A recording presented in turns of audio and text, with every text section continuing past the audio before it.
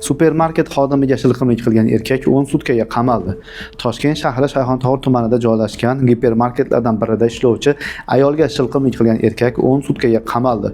Sudda ma'lum bo'lishicha, 2025-yilning 14-dekabr soat 20:20 atrofida erkak tumanda joylashgan savdo majmuasida ishlovchi qizga nisbatan shahvoniy xususiyatga ega bo'lgan harakatlar qilgan. Xususan, u jabrlanuvchining bel qismiga qo'li bilan ushlab o'tib ketgan. Mazkur holat yuzasidan ichki ishlar organlari tomonidan olib borilgan chora-tadbirlar davomida huquqbuzar Shayxontohur tumani ichki ishlar bo'limi binosiga olib kelingan. Biroq u xodimlarning qonuniy talablarini bajarmasdan baqir-chaqir qilib, qo'pol munosabatda bo'lgan. Sud majlisida erkak aybini qisman tan olib, pushaymonligini bildirdi. Sud hukmi bilan erkak ma'muriy javobgarlik to'g'risidagi kodeksning tegishli moddalari bilan aybdor deb topildi.